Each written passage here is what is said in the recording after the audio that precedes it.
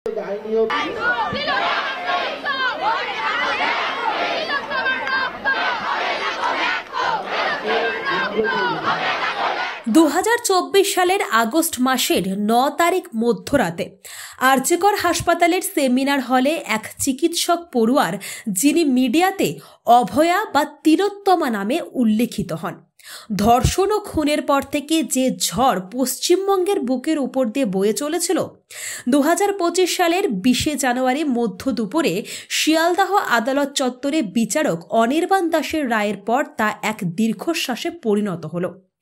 কারণ মৃত্যুদণ্ড নয়, আমৃত্যু কারাবাসের সাজা হলো এই ঘটনায় একমাত্র অভিযুক্ত সিভিক ভলেন্টিয়ার হিসাবে কলকাতা পুলিশের সঙ্গে যুক্ত সঞ্জয় রায়ের। বঙ্গ তথা সমগ্র পৃথিবী আশা করেছিল এই পৈশাচিক ঘটনার রূপকার পিশাচ সঞ্জয় রায়কে ফাঁসির সাজা দেওয়া হবে। সকলের চোখেই ভাসছিল ফাঁসি কাটে ঝুলন্ত সঞ্জয় রায়ের ছবি। সুতরাং এই হতাশ দীর্ঘশ্বাস এক স্বাভাবিক প্রক্রিয়া।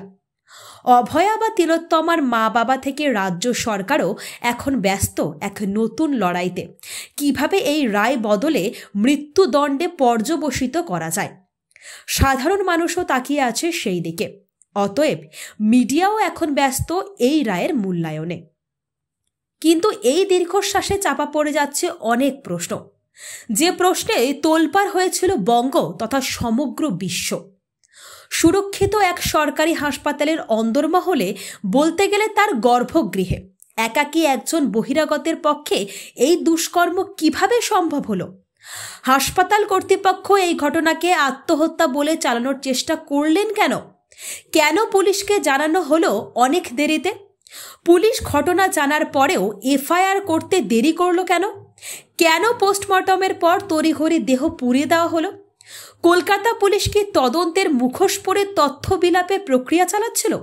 এই ধর্ষণ ও খুন কি কোনো বিকৃতকাম ব্যক্তির কামতাড়নার ফল, নাকি এক প্রতিভাবান আদর্শবাদী নির্ভীক মানবতরদী চিকিৎসকের মহাশক্তিশালী মেডিকেল মাফিয়াদের রাস্তা আটকানোর প্রয়াসের প্রতিফল?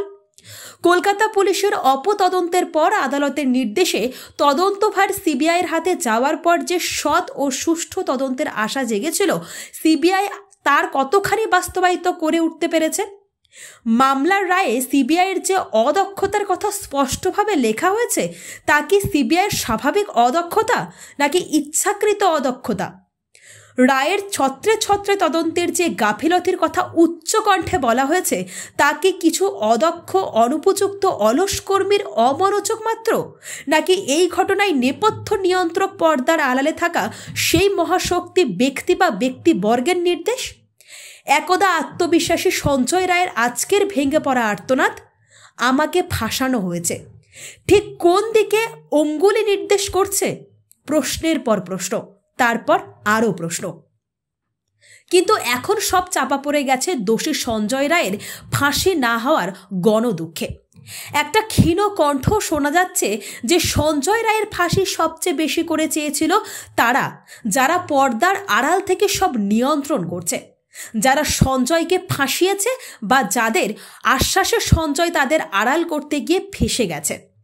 আজ সঞ্জয়ের ফাঁসি হয়ে গেলে সব চুকে বুকে যেত, ঠিক যেমন ঘটেছে হেতাল পারেখ ধর্ষণ ও খুনের ঘটনায়। এক অবিশ্বাস্য অপতদন্তের ফাঁদে ফেলে ধনঞ্জয়কে ঝুলিয়ে দিয়ে সব চুকিয়ে দেওয়া হয়েছে। কেউ আর কোনো দিন হেতাল পারেখ রহস্যের উৎসে পৌঁছতে পারবে না। কিন্তু সঞ্জয় রায় এখনো জীবিত। সে জানে আসল ঘটনাটা কি, সে জানে এই ঘটনার আসল কুশীলব কারা। সুতরাং তাদের কাছে এটা একটা ভয়ের ব্যাপার। আশার কথা এই যে সঞ্জয় রায় যতদিন বেঁচে থাকছে, আরজিকর কাণ্ডের মূল চক্রীদের কাছে পৌঁছানোর রাস্তাটাও খোলা থাকছে।